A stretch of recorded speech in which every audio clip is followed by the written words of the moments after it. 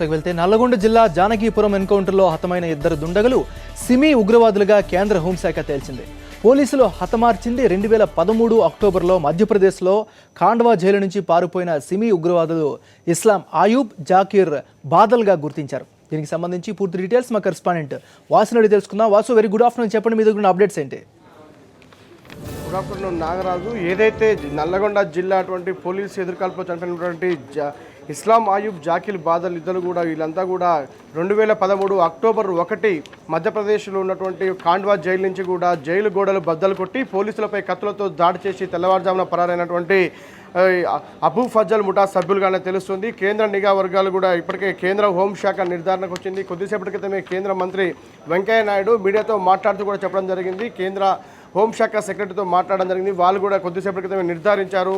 ఈ ముఠా చాలా అత్యంత ప్రమాదకరమైన ముఠాగా చెప్తున్నారు. గతంలో ఏదైతే మే 1న చెన్నై రైళ్లలో పేలులకు సంబంధించి కూడా వీరి పాత్ర ఉన్నట్టు కూడా అనుమానిస్తున్నారు. ఇప్పటికే వీళ్ళంతా కూడా మొత్తం 9 మంది ముఠా సభ్యులు ఖాండ్వా జైలు నుంచి అక్టోబర్ 2013లో పరారైన నేపథ్యంలో కూడా వీరిలో ఇద్దరు బాంబు తయారు చేస్తూ కూడా చనిపోవడం జరిగింది. ఆ తర్వాత ఈ అబూ ఫజల్ను ఎప్పుడైతే అదే సంవత్సరం 2013 డిసెంబర్లో కూడా అక్కడ పోలీసులు అదుపులో తీసుకోవడం జరిగింది. మరొక వ్యక్తిని కూడా పోలీసులు మొత్తం 5 వ్యక్తులు ప్రస్తుతం ఉన్నారు.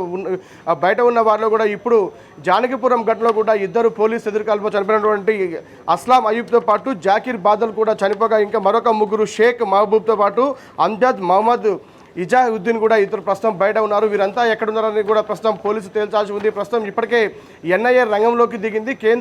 ఇప్పటికే మధ్యప్రదేశ్ సంబంధించి కూడా పోలీసులు ఇప్పటికే నల్లగొండకు చేరుకోవడం జరిగింది. వాళ్ళంతా కూడా ప్రస్తుతం కేంద్ర హోంశాఖ నిర్ధారించడంతో ఒక్కసారిగా కూడా ఎన్ఐఏ బృందంలో రంగంలో దిగింది. వీళ్ళంతా 5 కూడా ఎన్ఐఏకి ఇప్పటికే మోస్ట్ వాంటెడ్ క్రిమినల్గా కూడా ఉన్నటువంటి నేపథ్యం సందర్భం ఉన్నది.